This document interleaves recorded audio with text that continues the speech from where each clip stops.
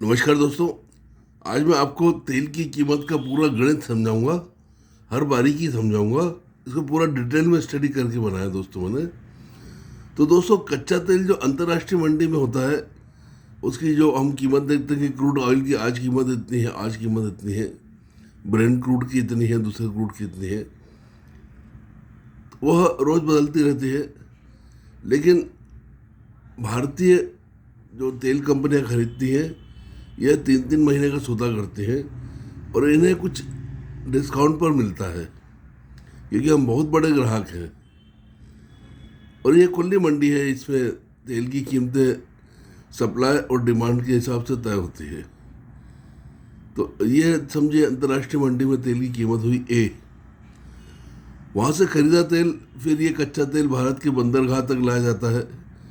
ये दोस्तों बड़े बड़े कंटेनर जहाज़ों में लेके आते हैं, तो उसमें हजारों टन आता है दोस्तों। बहुत बड़े जहाज रहते हैं, तो प्रति लीटर कीमत काफ़ी कम बैठती है। फिर भी समझिए वो बी हो गई। कच्चा तेल बंदरगाह से रिफाइनरी तक। रिफाइनरी दोस्तों अधिकतर बंदरगाह के पास में रहती है, ताकि उसकी परिवहन लागत कम से कम रहे। और बंदरगाह से रिफाइनरी कच्चा तेल आता है, तो बंदरगाह पर कुछ न कुछ उसमें कस्टम्स और एक्साइज टैक्स लगता है। तो बंदरगाह से रिफाइनरी आने तक ये लागत जुड़ गई सी। रिफाइनरी की लागत दोस्तों, रिफाइनरी काफ़ी महंगा सेटअप होता है, और बहुत आपने देखा होगा, एक पूरी बहुत बड़ी लेबोरेटरी जैसी होती है, जिसमें 10-15-20 हज़ार करोड़ लगना तो मामूली बात होती है दोस्तों। और अब तो 40,000-50,000 करोड़ की लागत से बनने लगी है, और बहुत ही अच्छी क्वालिटी का पेट्रोल डीजल तैयार होता है। तो रिफाइनरी की लागत ये बैठती करीब 8-10 रुपये लीटर बैठती है। इसे हम समझ लें डी। रिफाइंड पेट्रोल पर अभी कस्टम ड्यूटी लग रही है 21 रुपये 20 पैसे प्रति लीटर। यह 2-4 पैसे ऊपर या नीचे हो सकती है। मैंने कोशिश की है कि पूरा इसको एग्जैक्ट कैलकुलेट करूं। यह 3-4 कंपोनेंट से मिलाकर बनती है कस्टम ड्यूटी और एक्साइज ड्यूटी। इसमें कुछ एग्रीकल्चर डेवलपमेंट, कुछ रोड डेवलपमेंट, कुछ सोशल वेलफेयर, ये सब मिलाकर लगाया जाता है। ऐसे रिफाइंड पेट्रोल पर एक्साइज ड्यूटी लगती है। यह लग जाती है रिफाइनरी से निकलने पर ही लग जाती है। फिर रिफाइनरी से जाता है ये अलग अलग राज्यों में, और राज्यों के डिपो में जैसे ही जाकर वहाँ से बिल बनता है पेट्रोल पंपों के लिए, तो अलग अलग राज्यों का वेट लग जाता है, जो अलग अलग राज्यों में अलग अलग दर है। इसीलिए अलग अलग राज्यों में कीमत अलग अलग है। तो एक पेट्रोल परिवहन होता है रिफाइनरी से डिपो तक, यह भी लागत होती है, जिसे हम मान लें ई। यह दोस्तों पहले ज़्यादा होती थी, ये टैंकर से होता था और रेलवे से होता था। लेकिन अब काफ़ी जगह पाइपलाइन हो गई है, बड़ी बड़ी पाइपलाइन है, और अच्छी तरह से मॉनिटर्ड होती है, और तुरंत उसमें ट्रांसफ़र हो जाता है।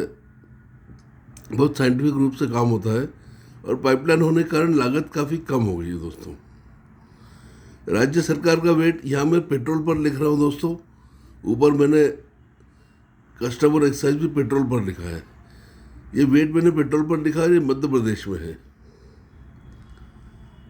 27 रुपये 19 पैसे प्रति लीटर। ये भी 3-4 कंपोनेंट मिलाकर बनता है। बेसिक वेट प्लस 2.5 रुपये लीटर एडिशनल है, प्लस इसके अलावा 1% एडिशनल है।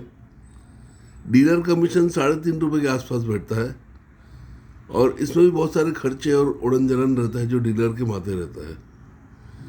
इसके अलावा ऑयल कंपनी का प्रॉफिट रहता है, उनका मार्केटिंग का सेटअप रहता है दोस्तों, डिपो रहते हैं उनका मार्केटिंग ऑफिस वगैरह पूरा तंत्र रहता है, तो उसमें भी उन्हें लागत लगती है। तो ऑयल कंपनी का प्रॉफिट भी अमूमन माना जाता है कि डीलर के मार्जिन के जितना ही बैठता है।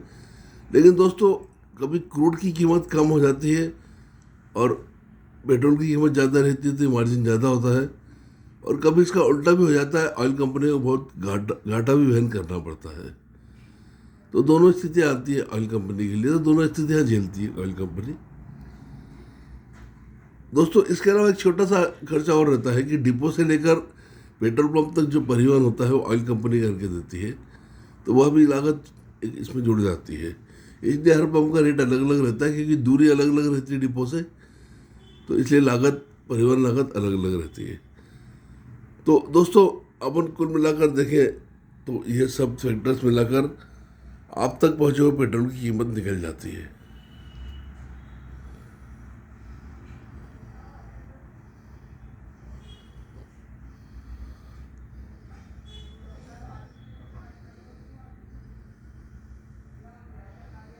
तो दोस्तों, ये था पेट्रोल का कीमत का पूरा गणित।